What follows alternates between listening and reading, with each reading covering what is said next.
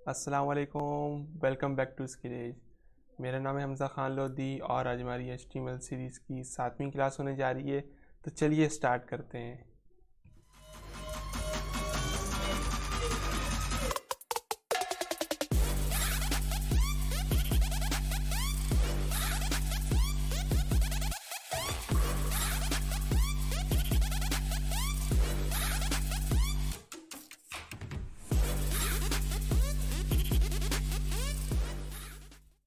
तो यहाँ पर हम अपनी कंप्यूटर स्क्रीन पे आ चुके हैं और इस क्लास में हम लोग पढ़ने जा रहे हैं HR और प्री टैग इन HTML5।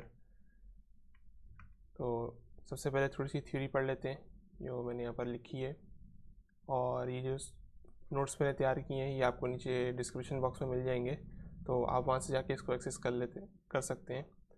तो यहाँ पर हमारे पास पहले आता है HR टैग।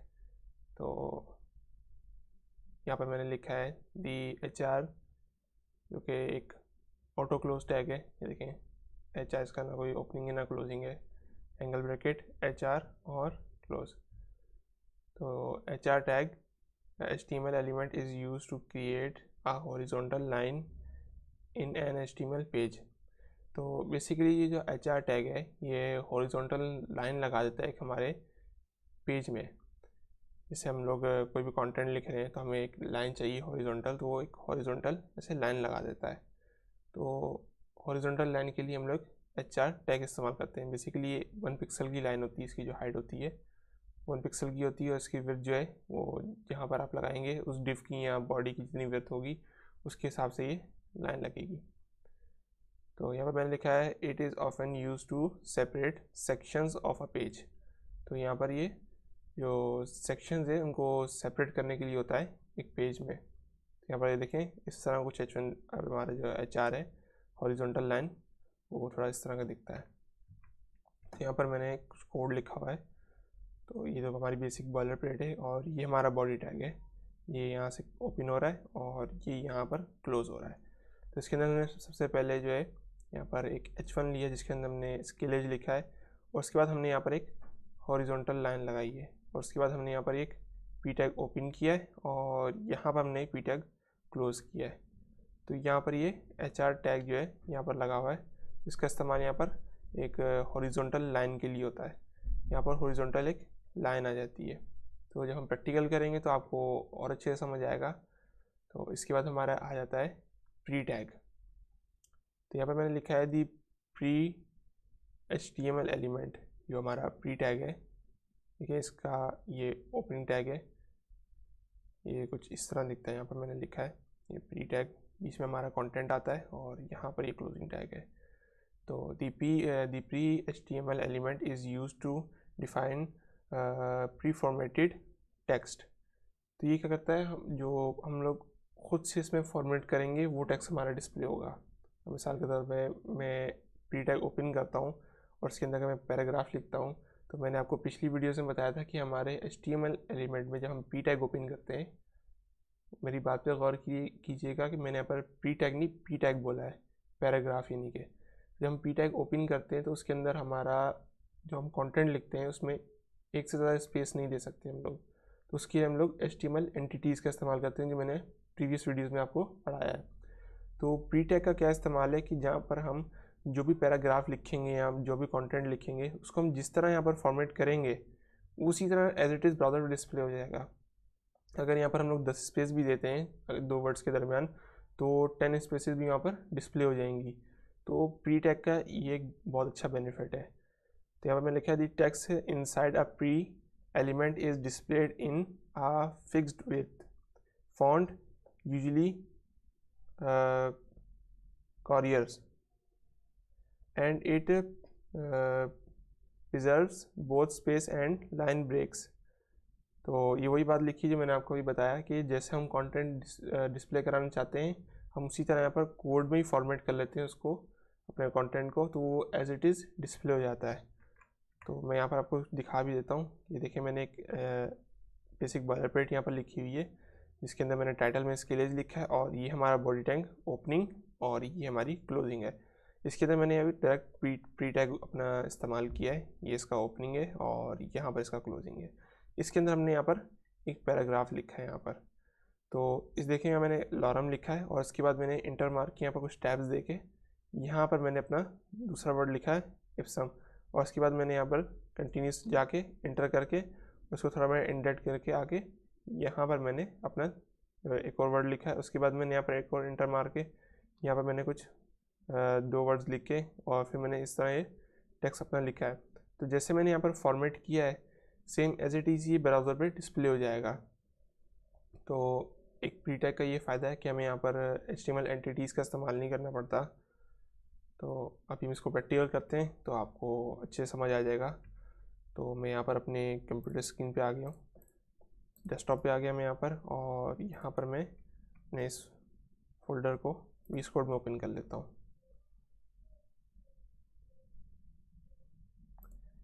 तो ये हमारी 7 क्लास है। तो मैं यहाँ पर अपना एक फ़ाइल बना लेता हूँ क्लास 7 के नाम से।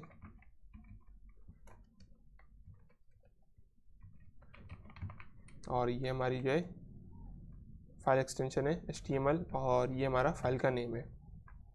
तो जो शख्स वो वेबसाइट बना रहा है वो index.html लिखेगा, और जो मैं जैसे लेक्चर रिकॉर्ड कर रहा हूँ मैं आपको पढ़ाने के लिए, तो मैंने यहाँ पर वीडियो 7 लिखा है। तो मैंने आपको बताया कि इंडेक्स हम क्यों यूज़ करते हैं, कि जब हमारी वेबसाइट के अंदर हम लोग सर्वर पे उसको होस्ट करते हैं वेबसाइट को, तो जो होस्टिंग है वो बाय डिफ़ॉल्ट इंडेक्स फाइल को ढूंढता है। तो उस वजह से हम जो अपना मेन फोल्डर या रूट फाइल रखते हैं हम वो इंडेक्स के नाम से रखते हैं। तो मैं यहाँ पर इसको एंटर कर लेता हूँ और मैं यहाँ पर एक बॉलरप्लेट लिख लेता हूँ, और यहाँ पर मैं इसको नाम चेंज कर देता हूँ स्किल। और सबसे पहले हमने एक हॉरिजॉन्टल लाइन पढ़ी थी HR, तो पहले तो मैं इसको रन कर लेता हूँ, गो लाइव, और ये मेरा लाइव हो गया है। तो यहाँ पर मैंने टाइटल में स्किल एज लिखा है तो यहाँ पर स्किल एज डिस्प्ले हो गया है। अब मैं इसको एक साइड पे कर लेता हूँ और यहाँ पर Alt Z दबाया मैंने और हमारा कोड जो रैप हो गया। और यहाँ पर मैं लिख देता हूँ H1 का टैग ले लेता हूँ एक, जिस तरह मैंने आपको पीछे कोड में दिखाया जो मैंने प्रेजेंटेशन बनाई थी। इसकी IW skill ED skill as, पहले मैंने स्किल एज लिया था, उसके बाद मैंने HR लिखा था। अभी देखें इस तरह हमारी एक हॉरिजॉन्टल लाइन आ जाती है। इसके बाद मैं P टैग लिखता हूँ और इसके अंदर मैं ये देख देता हूँ। तो ये देखें हमारा HR टैग जो कुछ इस तरह वर्क करता है।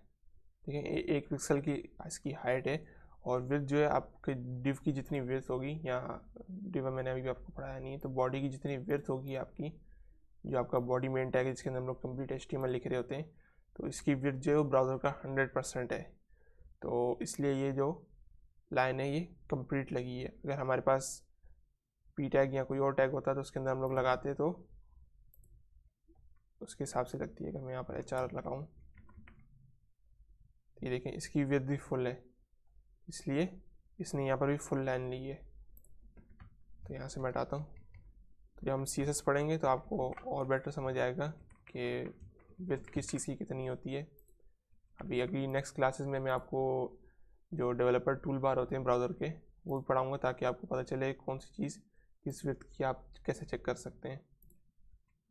तो यहाँ पर हमने पहले H1 लिया, उसके बाद हमारा HR टैग आ गया, उसके बाद P टैग आ गया यहाँ पर, और ये जो HR टैग है इसकी हॉरिजॉन्टल लाइन हमें यहाँ पर डिस्प्ले हो रही है। इसमें कोई भी रॉकेट साइंस नहीं है, बिल्कुल इजी सा टैग था। तो इसके बाद हम आ जाते हैं प्री टैग पे। PRE मैंने प्री लिखा और इंटर करके मैं इसमें लिख देता हूँ लॉरम। सही है, ये हमारा पैराग्राफ आ गया। पहले तो आपको एक फ़ॉन्ट का ही फ़र्क दिख रहा होगा यहाँ पर, कि एक तो फ़ॉन्ट का बहुत ज़्यादा फ़र्क है। कि ये फ़ॉन्ट देखें आप, ये वाला फ़ॉन्ट देखें, जो फ़ॉन्ट यहाँ यूज़ हुआ है वही फ़ॉन्ट यहाँ पर यूज़ हो रहा है। तो पहले तो फ़ॉन्ट का फ़र्क है बहुत ज़्यादा, और उसके बाद हम इसको बड़ा कर लेते हैं।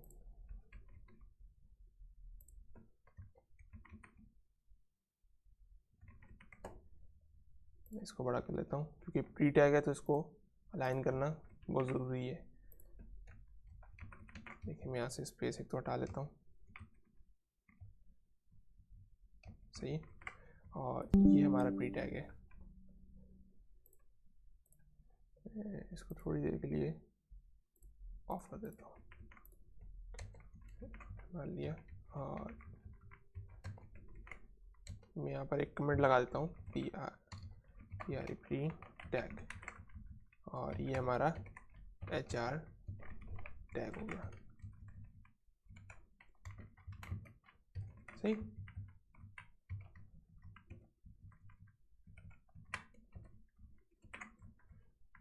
ये आप कलर किस तरह दे सकते हैं, ये मैं वीडियो के लास्ट में बताऊंगा कि आप कमेंट्स को कलर हाईलाइट किस तरह कर सकते हैं।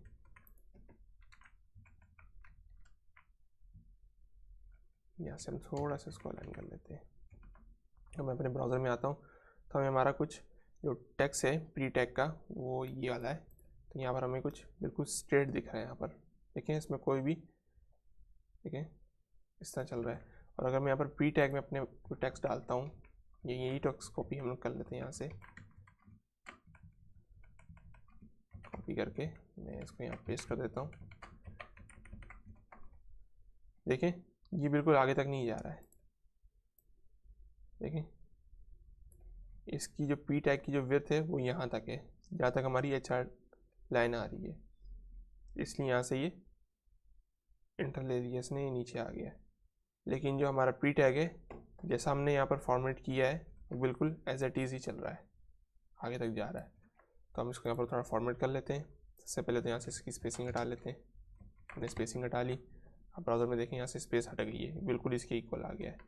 दूसरी चीज़, हम यहाँ से एक जो हमारा फुल स्टॉप लगा हुआ है यहाँ से इंटर कर लेते हैं और यहाँ से स्पेस हटा लेते हैं इसकी।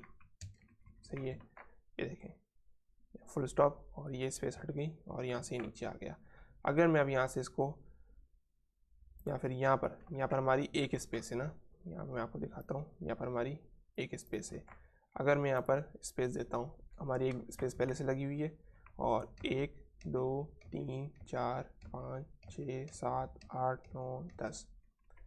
अब जो हमारा पी टैग था उसके अंदर हम लोग स्पेस नहीं दे सकते एक से ज़्यादा, लेकिन प्री टैग में जैसे हम लोग फॉर्मेट करेंगे अपने एडिटर में वैसे ही वहाँ डिस्प्ले हो जाएगा। अब देखें मैंने यहाँ पर सेव किया और देखें 1 2 3 4 5 6 7 8 9 10 और एक 11 जो पहले से स्पेस लगी हुई थी।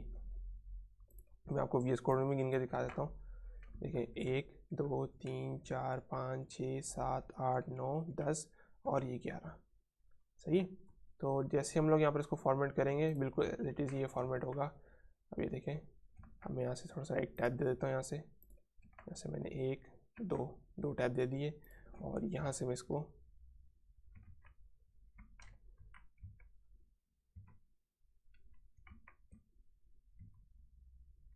यहाँ से टैब हटा के मैं स्पेस दे के इसको आगे ले जाता हूँ। मेरे ख्याल से आगे जा नहीं रहा है, क्या पड़ेगा। और